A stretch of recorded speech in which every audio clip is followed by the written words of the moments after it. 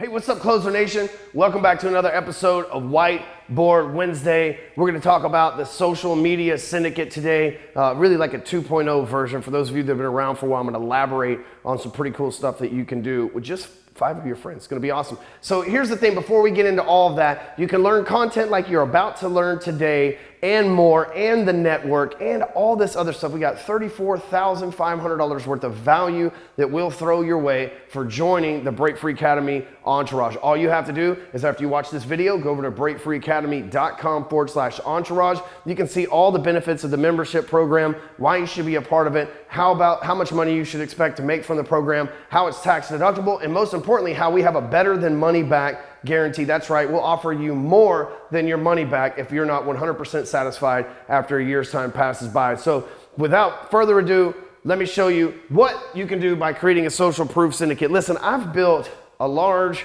following online. And I don't say it to brag, I just say it because it's the damn truth. 150,000 followers on my Hardcore Closer fan page, which might be where you're watching this right now. We have over 200,000 monthly visitors to the Hardcore Closer blog, which might be where you're watching this right now. We've got 2 million views now. We just crossed 2 million views on YouTube, which might be where you're watching this now. We've got SoundCloud, a podcast, everything else. I built this huge following, 25,000 on Instagram, 14,000 on LinkedIn. I've built this mostly through organic marketing. Okay, and I started it off on 2 basic principles. One of them we call the whip effect. The other one is called the social media syndicate. I'm going to share with you the one that I think is the most important of the 2 in today's episodes. And all it takes is 4 friends, 5 of you total. And what happens is if you just put the power of numbers together, so many people discredit the power of numbers, but let me show you how important numbers are before we go into this. I know as salespeople, we're like, I don't really need the numbers. The numbers on my check are the ones that matter. But here's what really does matter. Whether you believe in God or whatever you want to call it, whatever created this planet coded this, think of it as a computer, coded this planet with numbers. Everything revolves around math. You want to fly to Mars, you got to know how to do math. You want to build a golf cart, you got to know how to do math. You want to drive a Maserati, you got to make the numbers add up to do math. And so you got to understand there's a law of numbers, and the better you are with numbers on this planet, the people that are good with numbers are the people that manage hedge funds, and they manage billions of dollars because they're able to do the math long term. It's not so much that they can invest, that's a byproduct of that, but them understanding the math is what allows them to underwrite the bonds, to be able to score the programs and everything else. So math and numbers are what really matters. We got a little screwed up here in America. I'm just going to go on a rant for a minute. This is going to happen. We got a little screwed up here in America because, like, the rest of the world's on the metric system. How easy is that shit? You got 10 fingers, 10 toes, and fucking that's all you need, right? Everything's in kilograms, monograms, milligrams, decagrams, like all the whatever. I think I said monograms. I don't even think that's a real thing. But anyway, like, I think that's a monorail. Anyway, it doesn't matter. So the thing is, like, the rest of the world's on this metric system. Well, the American system sucks, right? We're like 12 inches in a foot. Well, who the fuck came up with that? 16 ounces in a pound. Who the fuck came up with these numbers? How the fuck am I supposed to do multiples of 16 when I only got 10 fingers and 10 toes? So anyway, we kind of got screwed trying to be different. Like, that's that time when, like, rebellion and being the cool kid on the block, they kind of come back and bit us in the ass. But numbers are important, okay? And so you got to know your numbers. Well, I'm going to show you how you can leverage numbers on Facebook today, because here's how there's going to be social media people that watch this and probably comment and say, he's so old school.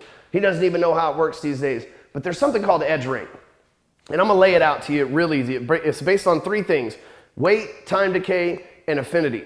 When you post on Facebook, you have approximately 1 minute in order for somebody to get engagement. So when you post on Facebook, and let's say you have 1,000 friends, that post doesn't immediately go out to all 1,000 friends. Not all 1,000 friends are scrolling the app or online watching Facebook at that moment in time. What Facebook does is it puts out a sample of your post in front of a few select, likely to engage people that you are connected to. And what happens from there is if one of those people engages, then Facebook says, well, we'll show a few more people. And it starts this clock over. You have exactly 1 minute after you post to get some engagement. A lot of you will notice that after a minute, if you're not getting a like or a share or whatever, you don't get any exposure whatsoever. Facebook's not going to try hard for you. It's going to show your post to about 100, maybe 50 people. And if someone engages out of that, Facebook's going to go, okay, we showed it to 100 people. 1 person engaged. That's a 1% engagement rate. That really sucks. We're going to hide this post.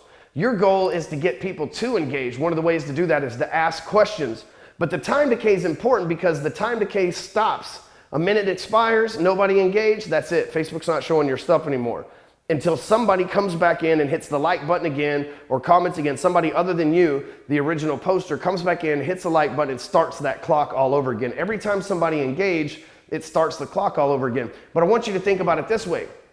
If you post on Facebook and 2 seconds later you get a like, 3 seconds later you get a comment, and then another comment, then another comment, and people continue to comment, then a few hours go by, it dies down, then somebody else gets on there and comments again, and the next morning somebody gets on there and comments again. Every time somebody re-engages with that engaging post, it starts that time decay clock all over again and says you got another minute and another stack of people coming in that I'm going to show this post to. So your goal is to create engaging content that consistently can beat that time lapse and get people engaged so that Facebook continues to show it. It goes what we call mini viral, right? Part 2 is, so we got time decay is 1 minute. Part 2 is affinity. That's the people that you interact with.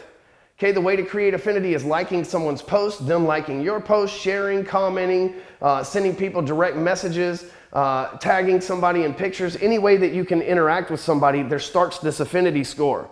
Like I see everything that Patrick Grabs posts because we're always chatting in the DM. Every day we're sending messages back and forth. Facebook's like, these two chatty Cathy motherfuckers love each other, right? And so they show each other all of our posts on a regular basis. And so the reason why that happens is because we are communicating behind the scenes. A lot of people don't see us on the front lines communicating because we're not talking and posting on each other's walls that often, but we do chat on Facebook Messenger all the time, which comes into play, so it creates that affinity. So any way that you're engaging with people, it starts to create this affinity score. You notice you start seeing the same 50 or 60 people's post over and over again, and you're engaging with them, and it creates that cycle. The third and final way is, so we got time decay, affinity, and weight. Weight is your post and the amount of likes, comments, shares, hearts, wows, cries, tears, joys, all that stuff, any engagement that you can get on the post. The more the numbers, right, the more likes, shares, and comments, the higher the weight. And so your job is to create engaging content that gets consistently engaged with, creates a tremendous amount of weight, and starts an affinity with people. Because look, only because you can see 60 people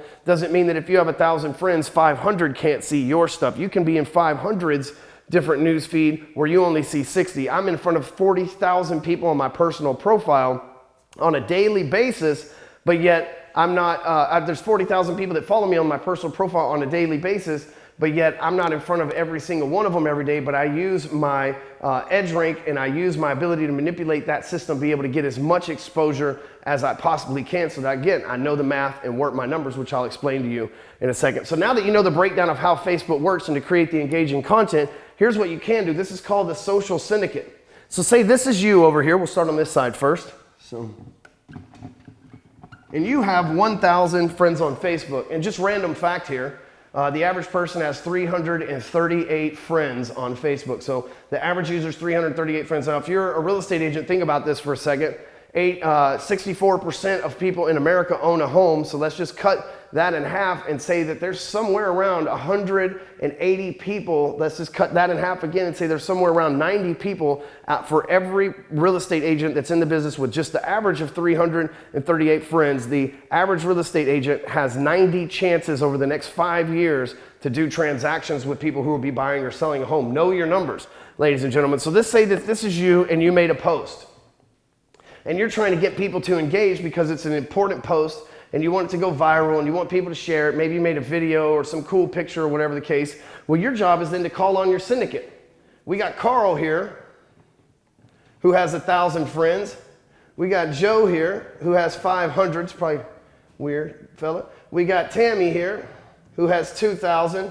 And we got Bull who has 1,000. So now all of a sudden you've got 1,000 friends on Facebook over here. So when you post this, there's going to be about 10% on average of the people you're connected to see that. So you got 1,000 friends, probably 100 of them are going to see that. But you can manipulate the edge rank by simply asking Carl. You can send Carl, he's your best friend, maybe he works for you, maybe you're on the same team. You can send Carl a message, say, hey Carl, here's the link to this post, hit the like button or share it or hook the brother up, try to get some people to see this. And now all of a sudden Facebook starts that time decay clock all over again. It allows Carl to leverage his network and it shows some of his friends that there's a potential post that they might like, and it gets you a little bit more exposure. So you got people working in accordance. That's what a syndicate is, like-minded people conspiring to take out common action for a common goal. Then you reach out to Joe. And so let's say Carl, 10% of his audience reached out, 10% of your audience. You went from 100 people to 200 people. Then you've got Joe here You're gonna ask Joe the same thing. Hey Joe, we do business together. You're a good friend of mine. I got this post I'd like for you to leave a comment on or maybe share with somebody. I appreciate your help. Joe says, oh yeah, man, I got your back, man. He's got long hair. He's probably high and shit. You know how it is. So anyway, 50 people from Joe's deal get to see you as well, but your audience is ever growing as well, so you're getting expansion out of your own network. But let's say 10% of his audience sees it too, so that's 50 more people. That's 150 people now that would have never seen your post that because of your social syndicate are now seeing your post. Then we got Tammy here. She's a woman. Women typically have more friends than guys. It's just how shit rolls online. So we'll say Tammy has 2,000 friends. And so 200 at 10% of hers once she engages, shares, or whatever the case may be. And then we've got Bull who has 1,000. Same thing. We'll use the law of 10%. Well, what happens is this is going to maximize your 1,000 out.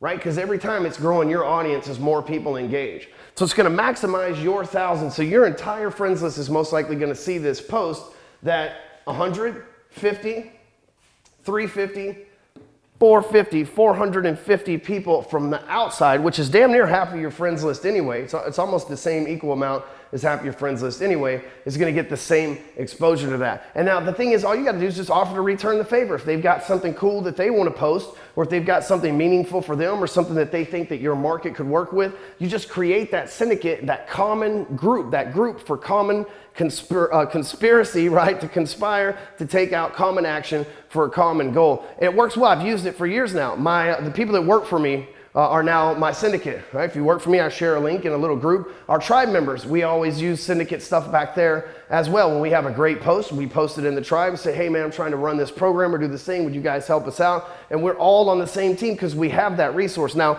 don't start abusing it. Don't get people to do it every day. Don't make it unbelievable. Make it count, make it good. But leveraging a social syndicate is awesome. I'll give you a terrible example, but it happened. I've seen people fall for it.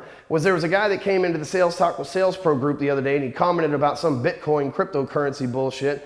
Then he had 3 or 4 of his friends get on there and go, oh, I made money from it too, and oh, I made money from it too. And then some of the people from the group were like, tell us more about this little investment, right? Boom, the power of the social syndicate and proof, even in some weird cryptocurrency that nobody's ever fucking heard about, right? It's just the power of seeing other people get the results and the power of seeing other people engage, and the algorithms on Facebook causes that to expand. So if you're trying to get your business out there, network with people that operate on the same audience as you. If you're a loan officer, create a syndicate with a title person, a credit repair person, an insurance person, a real estate agent, a family law attorney. Yes, they're all over Facebook. Mine, Lauren Book, my attorney's on Facebook as well. So make sure that you're connected with that network, create that syndicate so y'all can conspire to take common action. Hey, if you like this, if you learned something from it, make sure you share it. If you're in real estate, mortgages, or insurance, make sure you get signed up at yourfreealarm.com. It's the ultimate free closing gift for all your clients. And if you'd like to know more stuff like this and get involved in our mastermind, we give this away for free.